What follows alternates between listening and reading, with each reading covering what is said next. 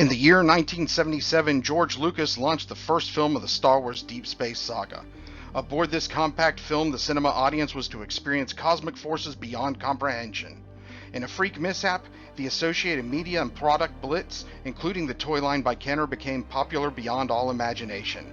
Science fiction toys were blown out of their planned trajectory into an orbit 1,000 times more vast.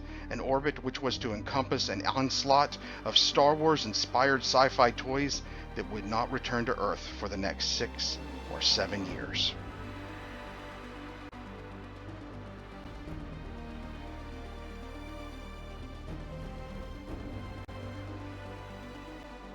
The release of the Star Wars film not only changed cinema, but deeply affected the focus of pop culture for the upcoming decades.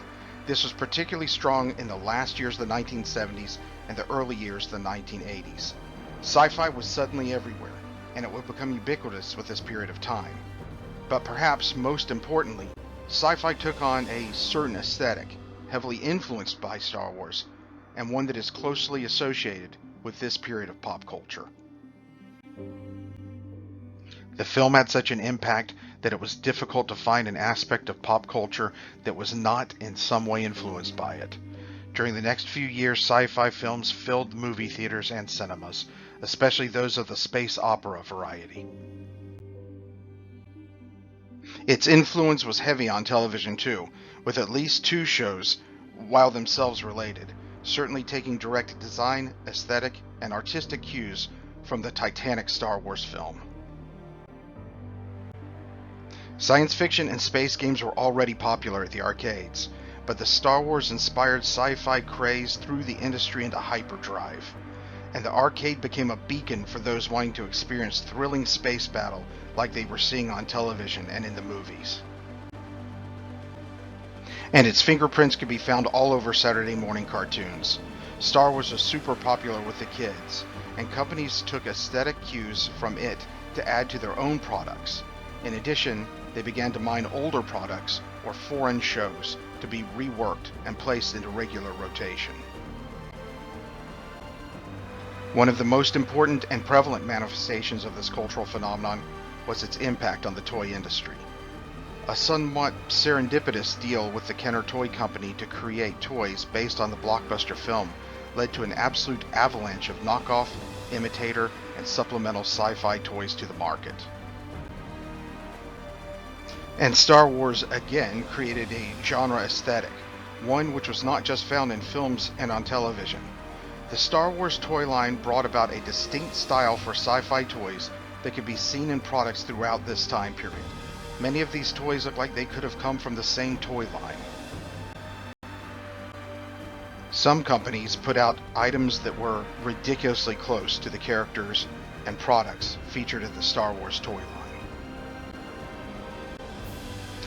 Other companies made deals to produce toys associated with upcoming sci-fi productions, including television shows and movies, most of which were created to directly interact and create cross-play opportunities with the popular Kenner Star Wars toy line. And then there were toy lines that perhaps found inspiration from the Star Wars toys, and even had the ability for cross-play with other hit toy lines, but were certainly their own thing, and generally original sci-fi creations. And some of these original but inspired creations is where we will begin our intergalactic journey. Specifically, in this episode, we are going to look at toys that were inspired, if not directly by Star Wars, then by the sci-fi craze started by it, sweeping the United States at the time.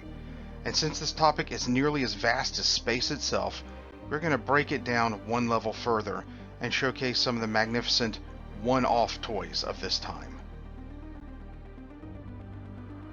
By one-off, I mean toys without full product lines that were created to harness some of the power of the sci-fi fad, but stood by themselves, offering play value alone or supplements to more complex and larger toy lines.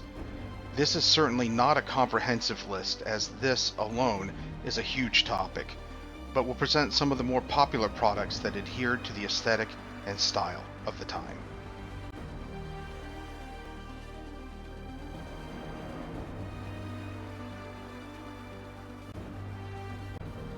Let's begin with one of my favorites. This heavily Star Wars inspired ship might not look like much, but she's got it where it counts.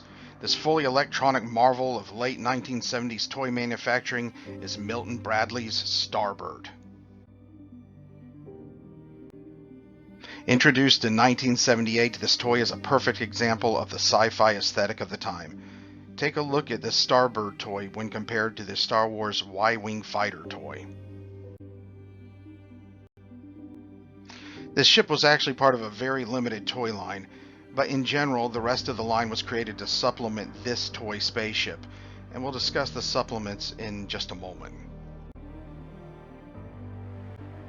The Starbird was an electronic toy with space thruster and engine sounds, laser sounds complete with blinking red lights, and the ability to detect pitch to change the engine sounds. The next year, Milton Bradley would upgrade the Starbird to the Starbird Avenger model, which slightly changed the artistic details but added the ability for the laser guns to interact with an included target or an enemy ship called the Intruder. It worked sort of like a primitive laser tag. The Intruder was a smaller ship with a bit of a TIE fighter flair, decked out in Knight Rider black and red, and was created to interact with the Starbird Avenger's photon cannons for some space-based dogfights. Its color scheme reminded you that it was up to no good and probably worked for or worked with the Empire. In addition to the Intruder, a Starbird command base was produced to interact with this spaceship toy. The command base was a mostly cardboard playset that gave the Starbird a place to land and a few non-articulated plastic figures to interact with, but it seems to have been constructed of a size that could translate well to cross-play with the Star Wars toy line. And the Japanese version of this toy seems to have functioned the same, but had quite a different look. It was able to adhere pretty tightly to that early 1980s sci-fi aesthetic, while still being distinct to its American counterpart. But Milton Bradley's electronic sci-fi vehicles were not just bound for the heavens. The big Trak vehicle was the next iteration of their electronic sci-fi super machines. The big Trak was a six-wheeled vehicle with a laser light on the front and a button input pad on the top. It could have 16 commands programmed, which it then executed in sequence.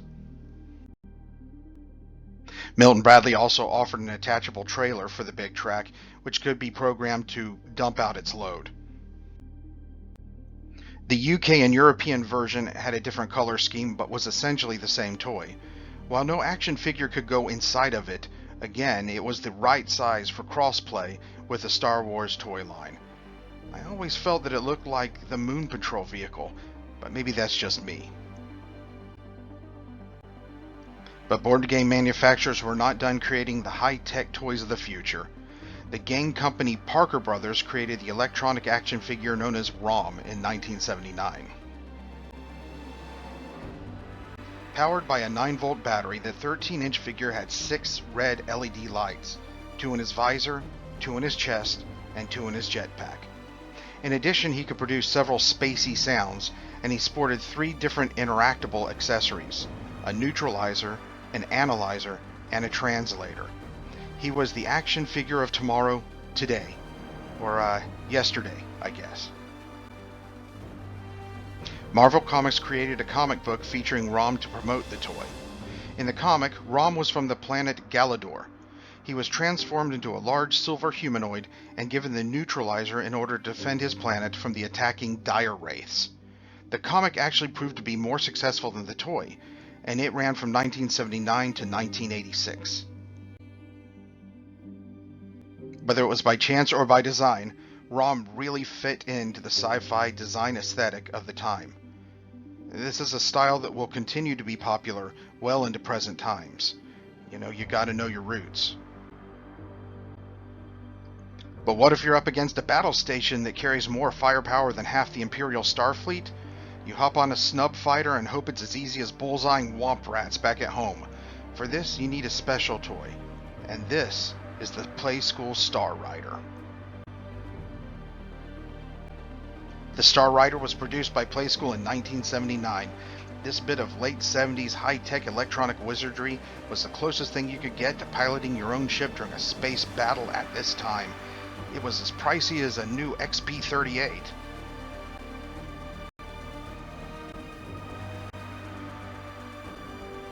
Turning the steering controls made the entire thing swivel around, and it came with a full electronic control panel that made all kinds of 70s tech sounds, like lasers, explosions, a warp drive, and alarms. It even had a light-up view screen that displayed a targeting computer, enemy fighters to blast, and explosions. It is rare to find a working version of one of these today, as I'm sure it was rare to find a kid who even owned one back in its heyday. If you can find one, purchase it, and get on to more than just dusting crops. But most one-off toys of the time were not electronic marvels worthy to be displayed at Epcot during its gooky design heyday. Many were low-tech affairs with varying degrees of gadgetry, but were more often widely owned due to the lower price point and availability. One of the most popular of these types of toys was Tommy's Rascal Robot wind-up toys. Word around 10 Ford is that Rascal Robots were created in 1977 and technically predate the Star Wars product craze. If this is true, then these toys were truly in the right place at the right time. They were offered loose in display boxes or on blister cards. They certainly looked like droid toys from that galaxy far, far away, and they were basically the right size. I guarantee that they found their way into many kids' Star Wars toy boxes or Space Warriors carrying cases. They came in a wide variety of colors, mixing different domes and different colored bodies and arms. The line would be expanded in 1982 to include a couple of different body types and eventually rebranded as Pocket Bots. Tomy would add the Pocket Bots to a whole line of robots of varying electronic complexity by 1984, and the whole line would stay pretty deeply entrenched in the early 80s sci-fi aesthetic, even as the common culture was shifting away to a more Japanese-inspired sci-fi look. But the Rascal Robots was just one of the many one-off toys that was created to take advantage of the sci-fi craze of this time, and definitely not one of the only toys to be created with supplementing the other larger toy lines in mind. One of the most interesting of these types of toys is the Star Fortress playset. The Star Fortress playset was offered in Sears catalogs in the late 1970s and early 1980s. It was specifically designed to be played with the popular 3 3/4 inch sci-fi toy lines of that time. Here it is populated by figures from Mego's Buck Rogers toy line. It was basically a moonscape playmat created of that clear plastic encased in cardboard style that Mego fans will instantly recognize. Here it was advertised for play, along with Kenner's Star Wars figures. The playmat could fold into a handy carrying case with some great artwork on the outside. The structures and accessories were basically just cardboard, but they still looked really cool and had a Xevious kind of look. I'm sure it's difficult to find one of these things in good condition today. Was it a fortress quickly set up to defend from a Tyranid or Zerg swarm? Was it a mining colony in danger of being overrun by xenomorphs? Was it an abandoned alien research facility, harboring hostile droids who still patrol the outbuildings? That was up to you and your imagination. Makes me want to get one of these right now. Here it is shown set up with some solid plastic spacemen figures. And speaking of solid plastic spacemen, anyone who grew up during this time period probably had some of these. Commonly known as Galaxy Laser Team, but also known as Star Patrol and Outer Space Fighters, these little guys certainly tapped into the Star Wars sci-fi zeitgeist of the time. Originally produced by Processed Plastics around 1978, these guys could be found everywhere, but certainly were more common in grocery stores, supermarkets, and 5 and dime stores. They were sold in transparent plastic bags with cardboard tags stapled to the top. You usually got several versions of the characters in different colored plastic in each bag. The characters are unnamed, but I think it's pretty obvious where they pull their designs from. And while it is pretty obvious to see where the inspiration for these designs came from, it's still pretty neat to see them side by side. And while the inspiration for some of them are pretty direct, there are others that the inspiration is not so direct or obvious. Or with one, the inspiration is just totally unknown, or with another, they're just fillers that are thrown in from an altogether separate sci-fi toy line.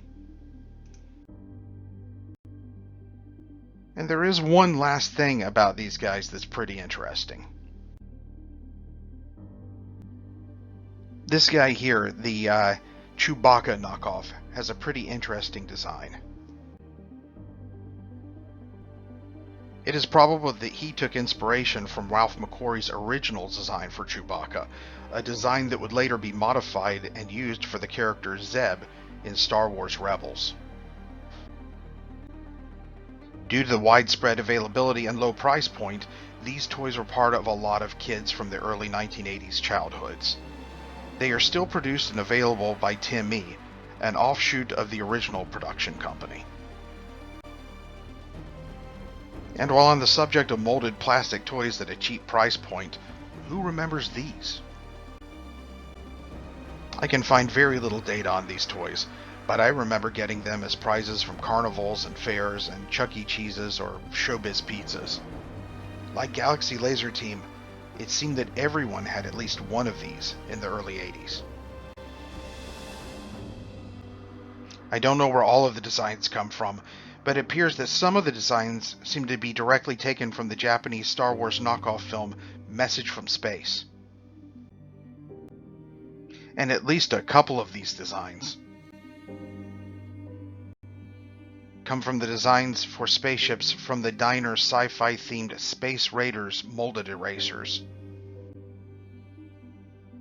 Which makes a perfect segue to talk about another great staple of early 1980s toy products, the molded eraser figures.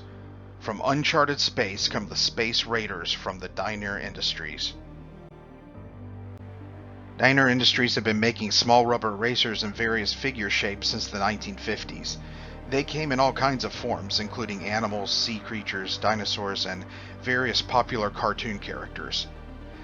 They decided to try to take advantage of the sweeping sci-fi fad of the late 70s by creating these great little toys. Again, at a low price point and high availability meant that many kids of this time were going to have at least one of these. Add to the fact that McDonald's included them as prizes in their Happy Meals in 1979 or 1980, and you have a product that brings back a lot of nostalgia for a lot of people who were kids in the early 1980s. And here, as we wrap up our intergalactic journey into the one-off toys that were so heavily influenced by the sci-fi and Star Wars revolution of the 1970s and the early 1980s, I want to discuss one more monumental influencer from this time, and one of my favorite toys to come from it.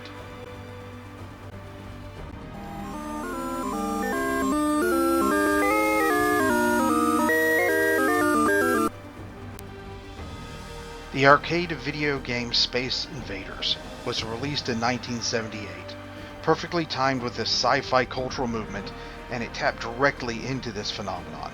It was insanely popular and produced dozens of ports to just about every machine out there, especially the well-loved port to the Atari 2600. In addition to the dozens of ports, there were even more knockoffs and clones, and everyone had their favorites for a variety of reasons. Space Invaders would also lead to a vast amount of inspired video games, including well-beloved hits such as Galaga, Galaxian, Gyrus, Xevious, and that just names a few.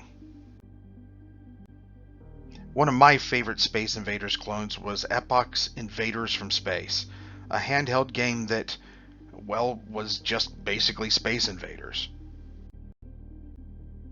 The white plastic, the multicolored light-up display, and the beeps and boops of the early 1980s tech sounds, the aesthetic was just too on the nose, and I really wanted to include this. In fact, we'll tuck it neatly here with all the other toys sporting that late 1970s and early 1980s sci-fi aesthetic. It really is beautiful, a style that is so inextricably linked with toys from this period of time. My God, it's full of stars. Please tune in to the upcoming parts of the journey into the sci-fi toys of the late 1970s and early 1980s as we take a look at the lines that were created to be played with the Star Wars and other toy lines, or directly knocked off that product line. This will include a look into lines that were created around the burgeoning sci-fi television shows and films of the time, and we'll also look into lines that were sci-fi and may have held true to the aesthetic of the time, but were generally unique and not directly affiliated with a show or a film. Thank you for watching.